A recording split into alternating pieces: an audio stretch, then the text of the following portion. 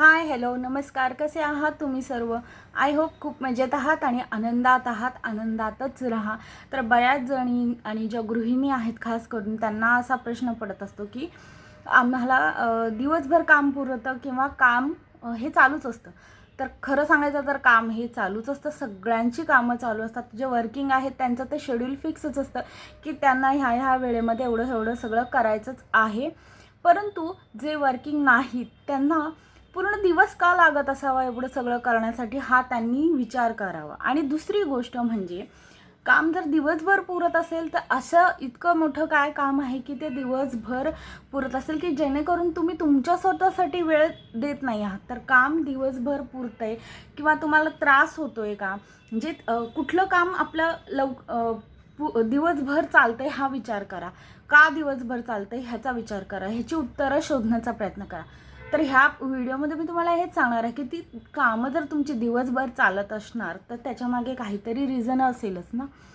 तर रिव्हर्स जा आणि विचार करा की तुमची कामं का लवकर होत नाही आहेत. तर तुम्हाला कुठेतरी शारीरिक थकवा आलेला आहे का, हा पहिला विचार करा. म्हणजे कसं आहे की प्रत्येक लेडीजला 30s नंतर आजकाल सगळ्यांनाच थोडाफार थकवा येत असतो. कारण हे जे आपण जेवतोय त्याच्यातनं आपल्याला किती पोषण मूल्य मिळत आहेत हे नाही सांगता येत. त्याच्यामुळे कुठेतरी हिमोग्लोबिनचं तुमचं लेवल कमी होते का, B12ची लेवल कमी होते का, आयरनची डेफिशियन्सी आहे का, हे सगळं थोडंसं ना पैसा खर्च करा पण डॉक्टरांकडे जाऊन ते चेकअप करून घ्या. आणि थोडाफार अगदी तुमच्या 1-2 महिन्याच्या कोर्सने जर तुमचं जे शरीराची डेफिशियन्सी असेल ती जर निघून जाणार असेल आणि तुम्ही रिजेन्युएट होणार असाल आणि त्याच्यानंतर जर तुम्हाला जी म्हटलं ना ती कामं स्पीडअपने होणार असतील तर काय हरकतच नाही आहे ते सगळं करण्यामध्ये. मेन जे पहिलं रिझन असतं ते शारीरिक दुर्बलता असते. ते कशामुळे होतं ते की जे काही डेफिशियन्सी कशी येते हे बघा. आता पिरियड्समध्ये येते, काही जणांचं खाण्यामध्ये कमी जास्त प्रमाणामध्ये झालं तर डेफिशियन्सी निश्चितच येते. आणि आजकाल मेन म्हणजे पोषण द्रव्य किती आहेत हे तर आपण सगळ्यांनाच माहीत आहेत की आपण जे खातोय त्याच्यामध्ये किती पोषण द्रव्य आपल्याला मिळत आहेत. त्याच्यामुळे तुम्ही डेफिशियन्सी येत असेल तर पहिलं जे रिझन आहे ते फाइंड आउट करून त्याच्यावर सोल्युशन शोधण्याचा प्रयत्न करा. मल्टीविटॅमिन्सची काही जर तुम्हाला डॉक्टर देत असतील तर ते थोडे दिवस घ्या, त्याने बरं वाटेल. त्याच्यानंतर तुम्हाला स्फूर्ततेने तुम्ही कामं करू शकता. दुसरी गोष्ट म्हणजे जर तुम्ही कामं करत असाल घरामध्ये, पहिली सुरुवात जी होते ना ती सकाळपासून सुरुवात होते. सकाळ आपली छान जाण्यासाठी म्हणजे रात्रीची चांगलीशी झोप होणं खूप गरजेचं आहे. त्याच्यानंतर सकाळी उठल्यानंतर पॉझिटिव्ह माइंडसेटनं उठणं खूप गरजेचं आहे. युनिवर्सला तुम्ही ज्या कोणत्या देवाला किंवा कोणाला मानत असाल त्याला आपल्याला आजचा दिवस दिल्याबद्दल ग्रॅटिट्यूड करा की आपण आज जगतोय, आपण आहोत ह्याच्याबद्दल ग्रॅटिट्यूड करा. त्याच्यानंतर तुमच्या दिवसाची सुरुवात करा आणि अफर्म करा की तुमचा आजचा दिवस हा चांगला जाणार आहे. आणि प्रत्येकाने आता हे बघा, प्रत्येकजण काही खूपच लेट उठत असेल असं नाही आहे. लेट उठल्यामुळे तुमची कामं लवकर होत नाहीत असं पण नाही आहे. पण कदाचित तुम्ही आणि तुमच्या घरातले जे आहेत ना ते एकाच वेळेस जर उठत असतील तर त्यामुळे पण तुमच्या कामांमध्ये गडबड होऊ शकते किंवा तुम्हाला ती कामं करताना थोडासा त्रास होत असेल. हे बघा, जेव्हा आपण सकाळी उठतो ना त्यावेळेस जेव्हा सकाळी जी कामं ज्या वेळेत पूर्ण होतात ती कामं मग नंतर रेंगाळत गेली की त्याला दिवस लागतो. त्यामुळे तुमच्या घरच्यांच्या उठण्याच्या अगोदर तुम्ही जर 1 तास उठण्याचा प्रयत्न करा. 1 तास हे यासाठी सांगते की हे बघा, त्यातला अर्धा तास तर तुम्हाला फ्रेश होण्यात, तुमच्या आंघोळ करण्यात किंवा फ्रेश होण्यामध्ये, जर तुम्ही गरम पाणी किंवा काय घेत असाल तर त्याच्यामध्ये तुमचा अर्धा तास थोडाफार निघून जाणार आहे. त्याच्यानंतर तुम्ही थोडंफार 15 मिनिटाचा म्हणजे छोटी मोठी एक्सरसाइज आणि मेडिटेशन ह्याच्यासाठी द्या. म्हणजे अर्धा तास हा फक्त तुम्ही तो जो तास असेल ना तो तुमच्या स्वतःसाठीचा असणार आहे, घरातल्यांसाठीचा नाही. म्हणजे ह्या गोष्टीने तुम्ही एक मेंटल स्टेट होणार, एक थोडंसं स्टेबल होणार. आता मग तुमच्या जे रोजचे काम आहेत त्यांना सुरुवात करा. आदल्या दिवशीच थोडंफार प्रिपरेशन करून ठेवा की बाबा आपल्याला काय करायचं. प्रिपरेशन म्हणजे बाकी काही न करता मग मनामध्ये प्लॅनिंग करून ठेवा की त्याच्याने तुम्ही थोडंफार सॉर्टेड राहणार असाल. त्याच्यानंतर दुसरी गोष्ट जी आहे ना ती लवकर कामं न होण्याची, ती अजून एक गोष्ट आहे की आपल्याला कधी कधी आपण ठेवलेल्या वस्तूच सापडत नाहीत. हे ह्यासाठी होत असतं की आपण कधी कधी वस्तूंची जागा चेंज करत असतो त्याच्यामुळे. त्यामुळे घर शक्यतो ऑर्गनाईज ठेवण्याचा प्रयत्न करा. वस्तू ज्या आहेत त्या ऑर्गनाईज ठेवण्याचा प्रयत्न करा. कधी कधी आपल्याला असं होतं की आपण पर्स कुठे ठेवली, आपले पैसे कुठे ठेवलेत, किंवा छोटे मोठे काही असेल, किल्ली कुठे ठेवली हे सापडत नसतं, किंवा आपला चष्मा कुठे ठेवला, आणि ह्याच्यामध्ये आपला बराचसा वेळ निघून जातो आणि त्याच्यानंतर मग आपल्याला त्या गोष्टी करण्यामध्ये उशीर होतो. त्यामुळे पण लेट होऊ शकतं. दुसरी गोष्ट म्हणजे जे एक तुम्ही आता हे बघा, कामं आवरायची आहेत म्हणून मल्टीटास्किंग करायला जाल किंवा फास्ट कामं करायला जाल तर असं करू नका. त्याने काय होतं माहिती आहे का, मेंदूवर तुमच्या ताण पडतो. मेंदूवर जेव्हा ताण पडतो तेव्हा तुम्ही विचार करता की नाही, माझं हे काम एवढ्या वेळामध्येच व्हायला हवं.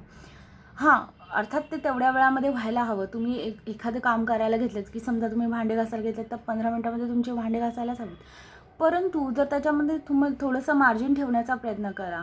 आणि दुसरी गोष्ट म्हणजे लागोपाठ काही गोष्टी असतात अशा बघा की कामांमध्ये एक मेंटल असतात आणि एक फिजिकल असतात. तर ती पण थोडीशी डिवाईड करा की 2 मेंटल कामं केल्यानंतर थोडंसं एक दोन फिजिकल कामं केल्यानंतर एक मेंटल काम करण्याचा प्रयत्न करा.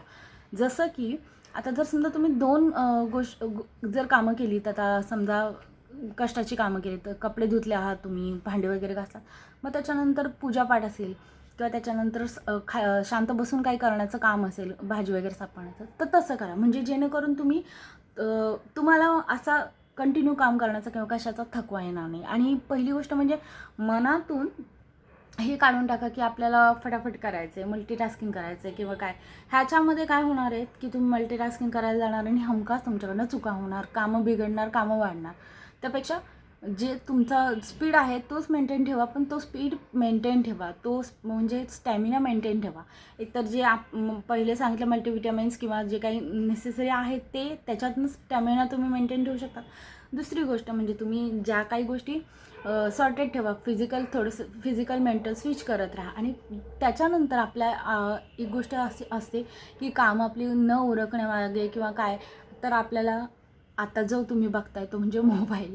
प्रत्येकजण हा व्हिडिओ जर बघत असेल तर तो अर्थातच मोबाईलमुळे बघत असेल, आणि मोबाईलमुळेच कामं न उरकण्याचा अजून एक रिझन आहे मोबाईल. म्हणजे मोबाईलमध्ये का रिझन आहे तर हे बघा, कधी कधी आपल्याला एखाद्याचा मेसेज येतो, आपल्या मित्रमैत्रिणींचा कोणाचा मेसेज येतो, आपण तो ओपन करतो. त्याच्यानंतर आपण चॅट्समध्ये जातो, बघतो अजून कोणाचे चॅट्स आले तो ओपन करतो, कधी इन्स्टावर जातो, कधी यूट्यूबवर जातो, कुठे कुठे असं करता करता आपण कधी आपला अर्धा तास निघून जातो तेच कळत नाही. आणि नंतर मग आपल्याला रिअलाईज होतं, अरे आपला अर्धा तास निघून गेला, आपण काय करणार होतं ते केलंच नाही, झालंच नाही. म्हणून जे आहे ते कामाच्या वेळेस मोबाईल यूज करू नका.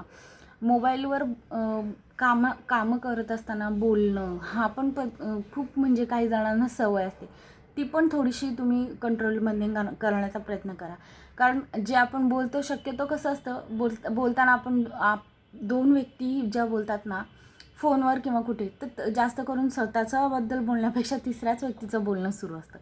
तर अशा रीतीने तुम्ही थोडंसं जजमेंट घ्या की तुमची कामं का उरकत नाही आहे, की तुम्ही कोणाशी फोनवर बोलता बोलता काम करताय का.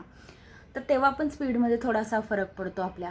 कारण आपल्याला 2 कामं करायची असतात, आपल्याला बोलायचं असतं, आपल्या मेंदूला पण थोडंसं काय बोलतो आहे आपण त्याच्याकडे लक्ष असतं, आणि आपल्या फिजिकल कामांवर पण लक्ष असतं. त्याच्यामुळे थोडासा विचार करून जरा आपण जी कामं आहेत ती कशी करतो त्याच्यावर विचार करा, आणि कामं तुमची फटाफट त्यामुळे नक्की होतील. टाईमचं त्यामुळे मॅनेजमेंट नक्की होईल. आता बरेच जण म्हणतात टू डू लिस्ट बनवायची नाही बनवायची. हे बघा, टू डू लिस्ट म्हणजे आता आपल्याला जी कामं करायची आहेत ती अर्थातच तुम्ही टू डू लिस्ट अगदी फिजिकली फॉर्ममध्ये नाही लिहिली तर नाही बनवली तरी पण तुमच्या डोक्यामध्ये एक गोष्ट असू द्यात की सकाळी उठल्यावर किंवा आदल्या दिवशीच ठरवून ठेवू शकता तुम्ही की मला ही कामं करायची आहेत. त्यामुळे तुमची कामं पेंडिंग राहणार नाहीत. पहिली गोष्ट म्हणजे आता बऱ्याच वेळेस होतं असं की आपण 2-3 कपडे आहेत बाबा, आपण नाही धुतलेत, 3ऱ्या-4थ्या दिवशी आपण अचानक धुतो ती, तर मग ते साठलेले कपडे धुण्यामध्ये त्यामध्ये पण बराच वेळ जातो. पण आपल्याला वाटतं की नाही वाचलाय वेळ 2 दिवसांचा, पण त्या 2 दिवसांचा जो वेळ आहे कपडे किंवा धुण्याचा मशीनमध्ये म्हणा किंवा असा आहे, तो वेळ वाया गेलेला असतो. मशीनमध्ये धुतल्यानंतरही ते वाळतच घालायचं असतात. तर मग थोडे कपडे वाळत घालण्याला जेवढा वेळ लागतो त्यापेक्षा जास्त कपडे वाळत घालण्याला तर निश्चितच लागणार आहे. त्यामुळे थोडासा कुठेतरी मनामध्ये आणा मनामध्ये, बघा की आपल्याला काय हवं आहे, कशामुळे आपली कामं होत नाही आहेत, ते बघा, फाइंड आउट करा आणि मग कामांना सुरुवात करा. कामं पटापटच होतील. आणि स्वतःकडे पहिली गोष्ट म्हणजे लक्ष देण्याचा निश्चित प्रयत्न करा. आजकाल आपण स्वतःकडे लक्ष देत नाही आहोत, ही खूप मोठी, म्हणजे आपण दुसऱ्यांकडे बघतोय, दुसरे काय करतात ह्याच्यामध्ये आपण स्वतः काय करतोय हे विसरतोय. त्यामुळे पहिलं स्वतःकडे लक्ष द्या. कामं पटापट होतात, कामं होणारच आहे आणि ती होण्यासाठीच असतात.